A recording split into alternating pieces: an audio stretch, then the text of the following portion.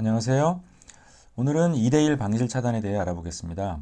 지난 시간에 모비지 타입 1, 2를 분류하는 방법을 배웠습니다. 모비지 타입은 전도가 되는 것이 안 되는 것보다 많을 때 분류할 수 있습니다. PR 간격이 길어지는가 여부가 판단의 근거가 되었죠. 최소한 2개는 연달아 전도되어야 모비지 타입을 구분할 수 있습니다. 그런데 전도가 2대1로 이루어지면 구분이 잘 안 되겠죠. 하이 디그리 AV 블럭은 대부분 인공심 박동기가 필요하고요. 모비지 타입으로 분류되는 AV 블럭은 2형에서 일부가 필요합니다. 그러면 2대1 방실 차단은 어떨까요? 먼저 심전도를 하나 보겠습니다. 심전도 한 판이 보통 10초를 기록합니다. QRS 컴플렉스가 6개니까 분당심 박동수는 6 곱하기 6, 36회 정도 되는 섬액입니다. 잘 보시면 T웨이브 뒤에 전도되지 않은 피파가 있습니다. V1이 제가 피파가 가장 잘 보인다 그랬죠. P가 2개당 하나씩 QRS가 전도되고 있고요. PP 간격은 일정한 것 같습니다. 기본적으로는 PR 간격이 길어져 있고 QRS 모양은 네로우 QRS 정상폭입니다. PR 간격은 200ms가 넘으면 길다고 하고 QRS 폭은 120ms 이하를 정상이라고 정의합니다. 자, 다음 심전도는요. QRS 컴플렉스가 7개니까 분당 42회 정도 되겠습니다. 마찬가지로 T웨이브 뒤에 전도되지 않은 P파가 있고요. 이렇게요. V1에서 보시면 가장 잘 보입니다. 이것도 이제 2대1 컨덕션으로 쉽게 진단할 수가 있습니다. 여기서 보시면 PR 간격은 정상인 것 같고요. QRS는 이 프리코디얼 리드를 보시면 라이트 번들 브랜치 블록 패턴으로 뚜렷하게 QRS 폭이 넓은 것을 알 수가 있습니다.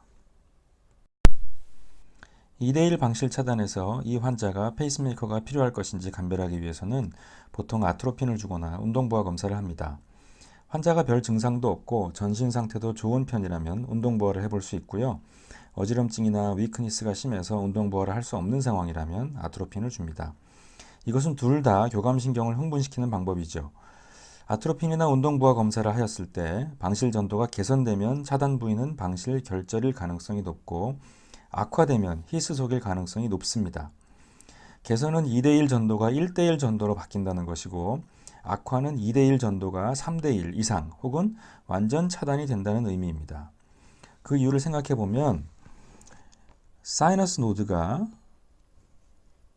예를 들어서 맥박을 80회를 만드는데 방실 전도가 시원치 않아서 밑으로 내려가면 QRS는 40개를 만든다고 쳐봅시다. 그러면 이게 이제 2대1 AV 블럭이 되겠죠. 이때 만약에 블럭 레벨이 AV 노드라면 아트로핀을 주면 사이너스 노드도 예를 들어서 120회까지 분당 빨라지게 되고 AV 노드의 전도 속도도 120회까지 빨라지기 때문에 이게 1대1 컨덕션이 될 수가 있어요. 그런데 만약에 블럭 레벨이 인프라 히스다. 히스 이하는 그 아트로핀에 전혀 반응이 없거든요. 그래서 만약에 사이너스 노드가 120회를 만든다 하면 얘는 뭐 그냥 계속 그대로 40회밖에 못 만드는 거예요.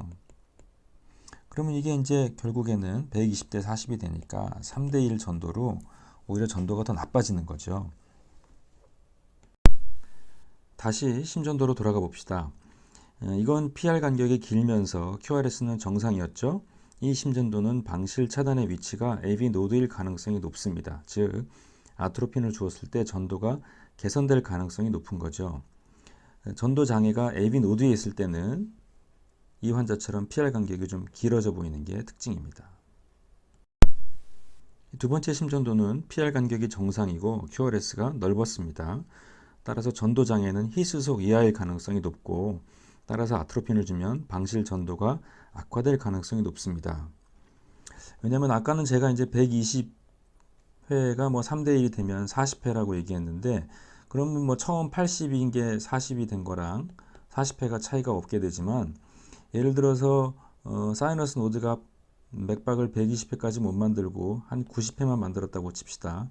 그러면 이제 히스 이하 블럭일 때 2대1이 되면은 45회는 만들어야 되는데 얘가 45회를 만들 그럴 정도의 힘이 없으면 3대1 전도가 되면서 30회만 만듭니다. 그러면 아까 2대1이었을 때는 40이었는데 30으로 바뀌어버리면 전도가 더 악화되죠. 그래서 아트로핀을 줬는데 갑자기 방실 전도가 악화되면서 숨이 가쁘거나 어지럼증의 증상이 더 심해질 수가 있습니다.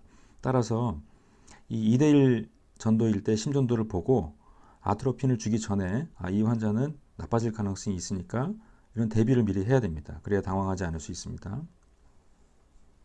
자, 오늘은 2대1 방실 차단을 감별하는 방법에 대해서 알아보았습니다. 다음 시간에는 또 다른 주제로 찾아뵙겠습니다. 감사합니다.